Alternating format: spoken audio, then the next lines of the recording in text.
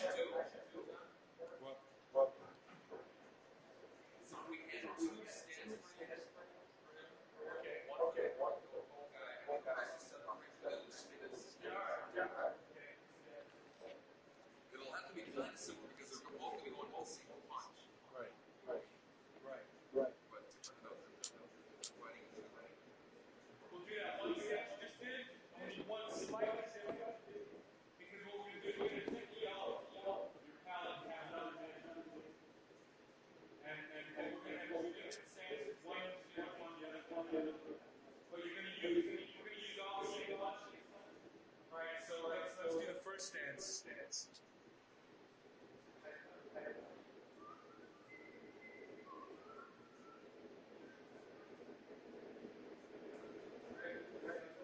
Try doing this on like this. Yeah. A little slower. Yeah. Okay. That's good. I should be able to get some good. And then let's do the second one.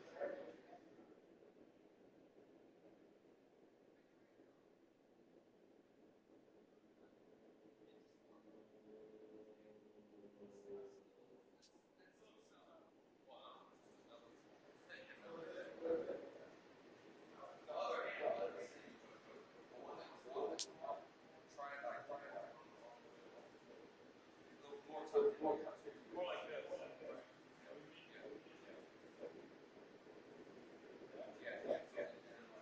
Okay.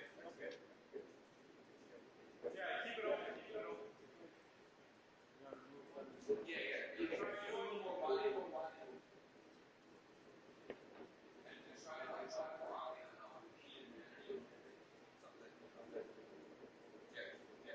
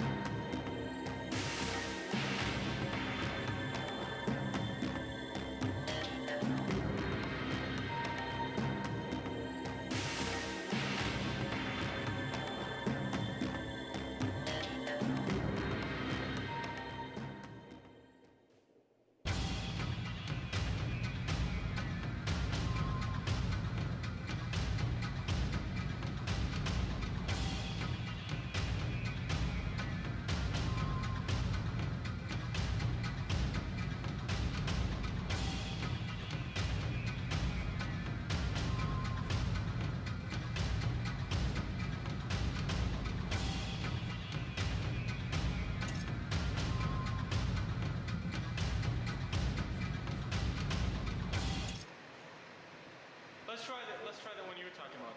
Okay. Where she. Could you like probably on the mat? You just do the handstand.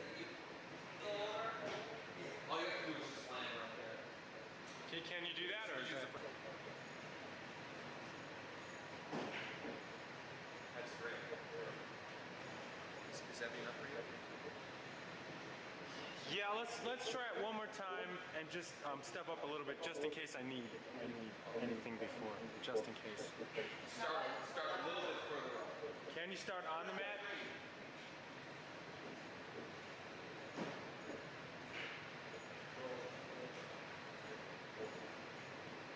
Okay, now once from the middle, act like you're just getting into it. You even have to. This is so we can do the beginning part. She should do it from the stance. Right, from your stance. Get like in your stance and just act like you're getting into it. Actually, she should step up. Okay, that's good. Yeah, that's gonna be a good move. You'll be impressed when you see what we'll turn that into.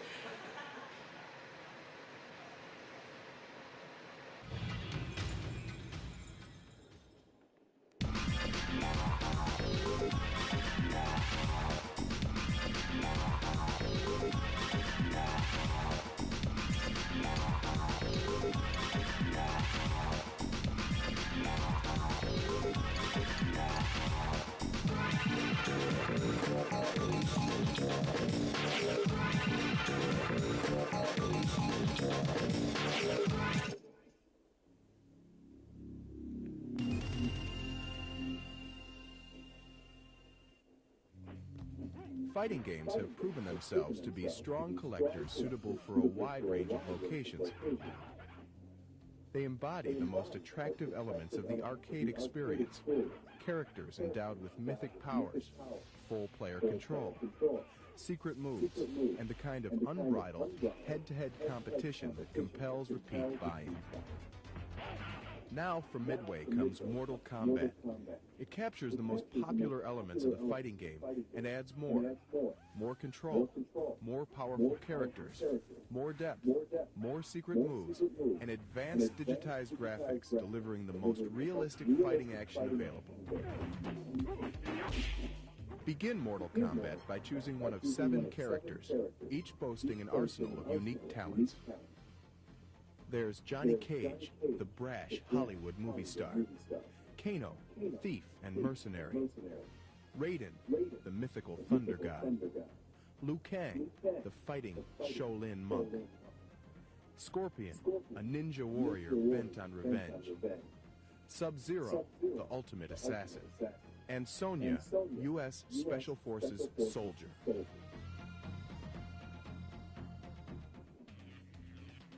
Each player has 5 basic moves corresponding to the 5 action buttons. High punch.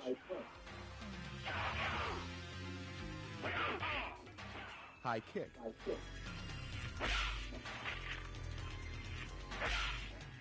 Low punch.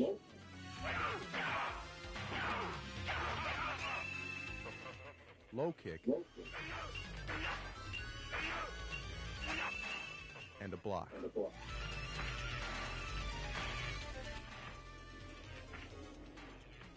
In addition to these moves, players will continue to discover new joystick button combinations. Each new technique provides another competitive edge. For example, moving the joystick away from your opponent while pressing the low kick button will result in this sweep kick. Moving the joystick straight down will put the player in a crouch. By then releasing the joystick and pressing low punch, you'll administer a devastating uppercut.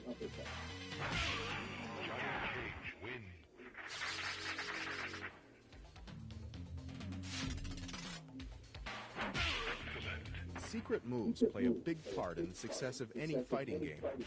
Collections soar as players strive to develop a character's full fighting potential. Mortal Kombat has several times more secret moves than the nearest competitor. The button joystick combinations required to execute these moves are different for each character, as are the moves themselves. And each character's arsenal of secret moves offers unique tactical advantages. If you learn one of Sonya's secret moves, you'll be able to perform this devastating scissor throw.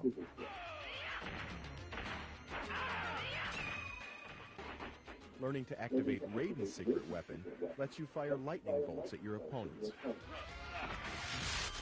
Raiden wins. Victory is achieved by winning 2 out of 3 rounds. Players losing a match will have to buy in to continue.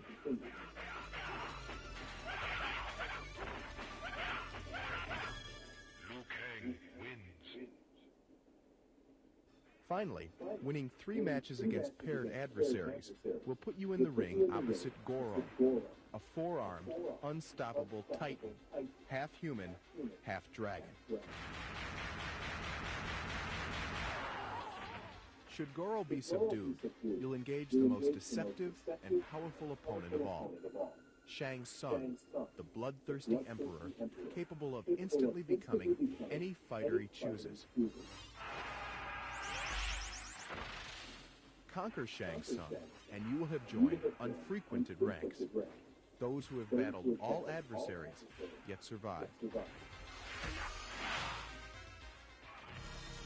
your might.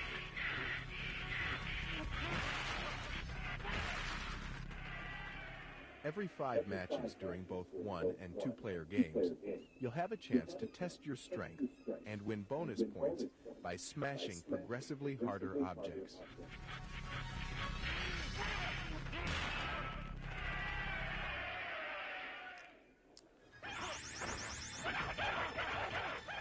Two-player mode allows true head-to-head combat. Players must rely on their fighting abilities, as well as a knowledge of their character's strengths, as they are matched against an opponent with different, but equally lethal, abilities. Each player selects a character and the match begins. The player losing the best-of-3 match will have the option of buying in to continue. The winning player will continue to play as long as he maintains a string of victories. Loser pays, winner stays.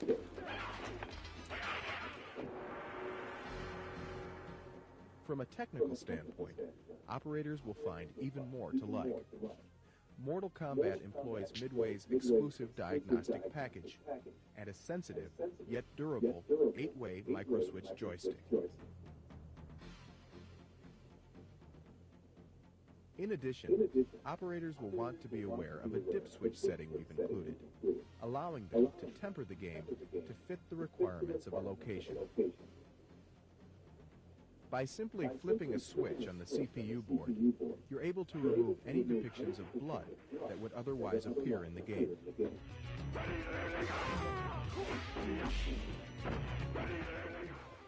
Another dip switch will disable the most graphic secret moves. In this way, operators can be sure they're matching the game to the disposition of their clientele.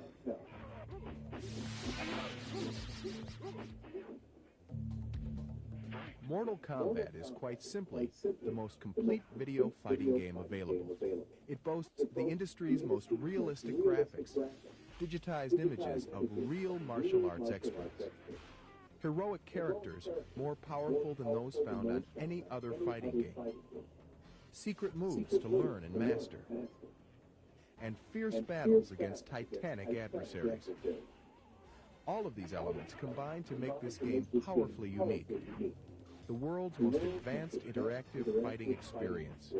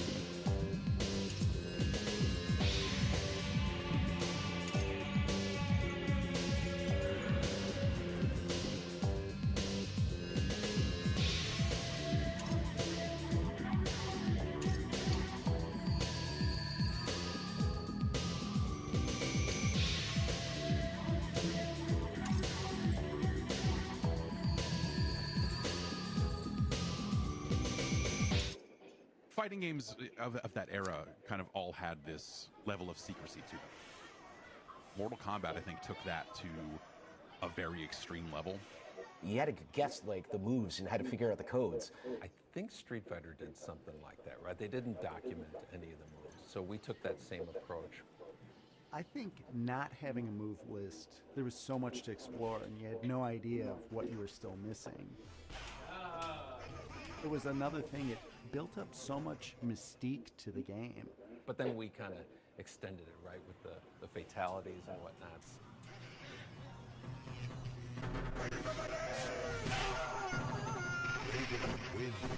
Especially at the end with the character Dizzy, there was a certain amount of, what are you going to do? You would see them trying to trigger something else. They knew that there was something secret in there. The announcer's like, finish him! And you go up and go, boom. And you're like, damn it! I screwed up the fatality. It's like the worst feeling in the world. And, everyone was playing as Kano because in the early days before people, knew what most of the moves were, Kano's moves were just, I don't know, move the joystick in a circle real fast and he'll turn into a ball and do it. Or hit block and mash the buttons, I don't know. First character I played was Kano, and I found the ball attack and the knife throw, and within the first day I found the fatality too. Kano wins. I was finding stuff right away. I remember being in your office, and I remember you showing me what the button combinations were, and then you have to be standing this far away from the other character, and I remember thinking to myself, there's no way anybody's going to figure this out. No one's ever going to do this. And literally, like the first weekend, they figured it out right away. Yeah. The fatalities and special moves and things, like those were things that you kind of had to trade around. Because you'd hear people chattering like, oh, there's this move, and not having the internet at the time to go to. It made it very social. If you knew something that wasn't, widespread knowledge, you could take that down to the arcade and pull it out on somebody and really blow some mind. So a lot of hand watching. Where did you stand? The most premium spots are literally right behind it, like right between two people, or on the corners, because those are the only spots where you were able to see the screen and people's hands at the same time.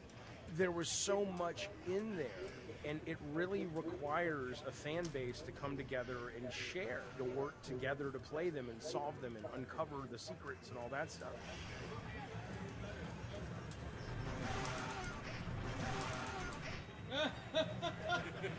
I was always obsessed with those kinds of things. I was a big fan of Street Fighter, and there was this rumor that was not true, that there was a character in there called Sheng Long.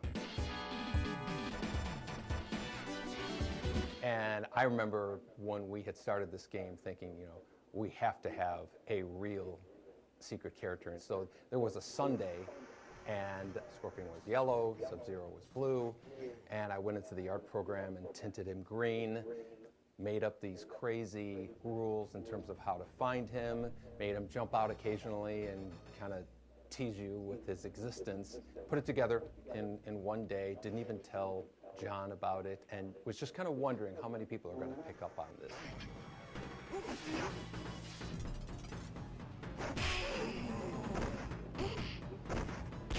It became a bit of like a Bigfoot. Some people had sightings and some people didn't, because there was this one that was real and was rather difficult to find. It could give players a little bit of creative license to come up with something and say that they did see something else happening in the game. The level of secrets that happened in those first few Mortal Kombat games kind of corresponds with the rise of the internet. And people started trading around like, hey, here's a list of, I think these are fatalities. I remember going home to my dad's house, and he had internet. He had a CompuServe account. And I started just learning as much as I could.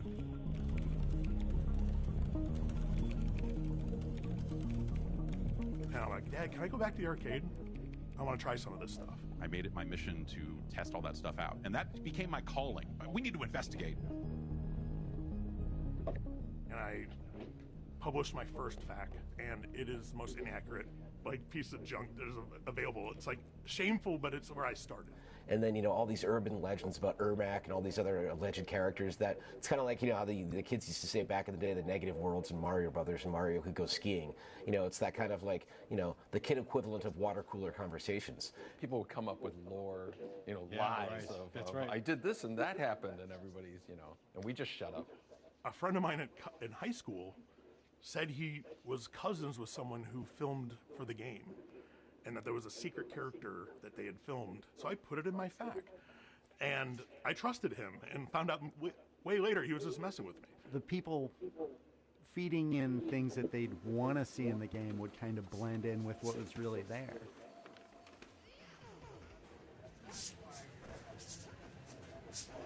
Sometimes you'd see a move and then it was gone. You'd be like, I swear this was in there. Did that really happen? Like, there was no way to capture it. A friend of mine, his little brother was playing the game and told me about Kano's laser beam. Yeah, that's right. And I remember telling my friend's younger brother, there's no laser beam. He's like, no, I saw it. And so I know he's mistaken with what, I don't know what he saw, but he didn't see that. This mythology was being built by the player base.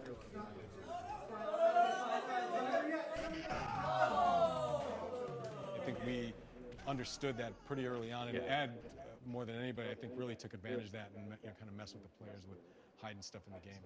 Yeah, I remember somebody found one of Sonya's moves, and I foolishly changed it because I read it on a news group, thinking, yeah, I got the best of that.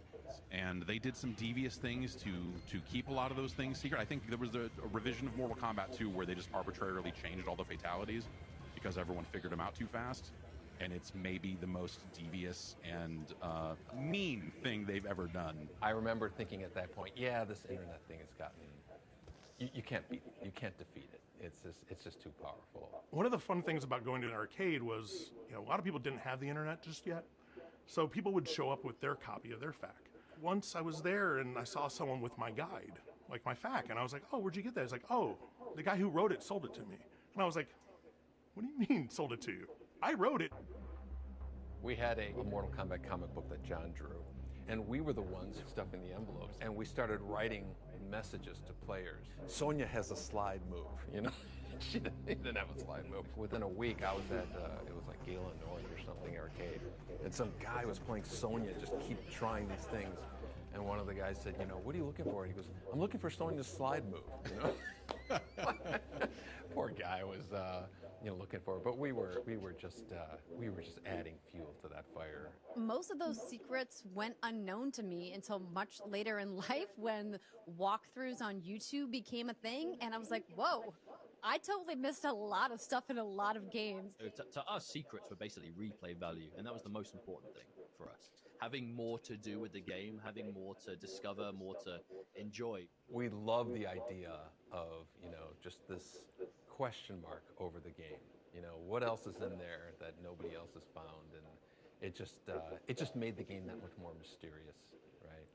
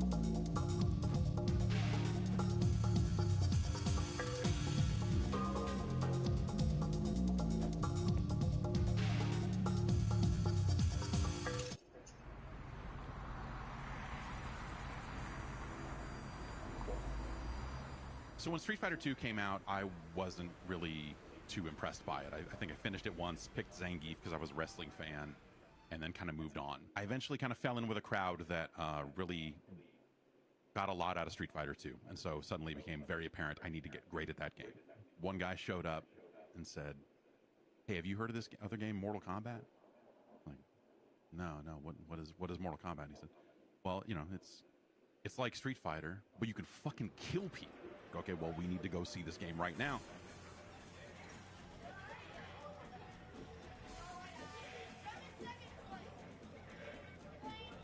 I absolutely remember the first time I played Mortal Kombat.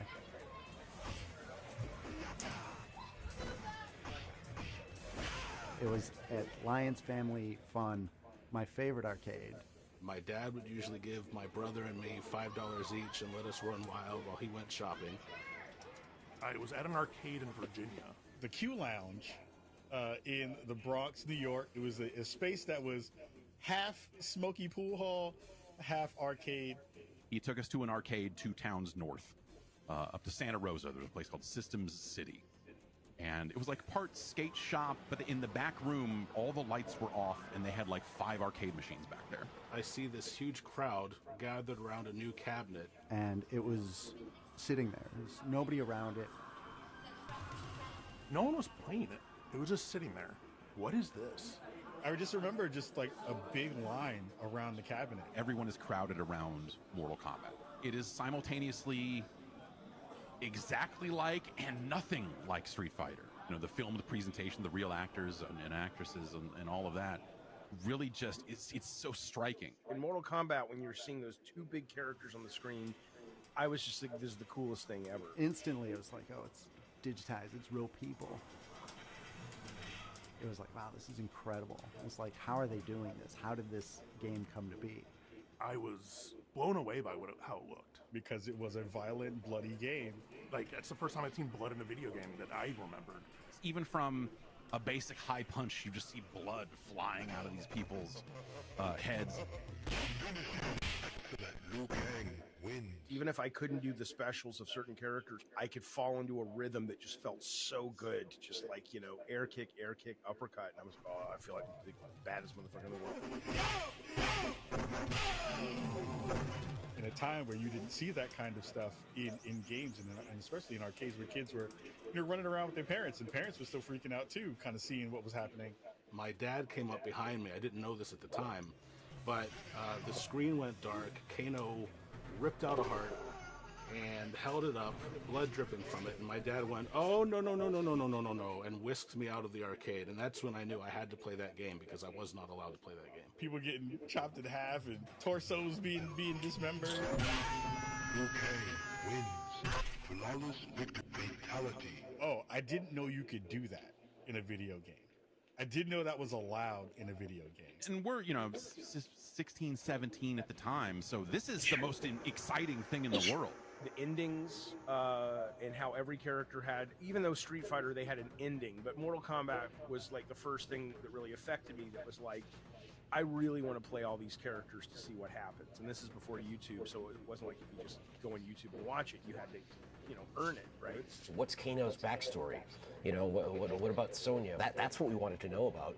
And, they specified a lot of it kind of in, various screens and whatnot. We were hooked. But it didn't take long from there for that game to be literally everywhere. Every single pizza place, 7-Eleven, arcades, and the arcades that were left at that point, all of them had a Mortal Kombat machine probably within a month.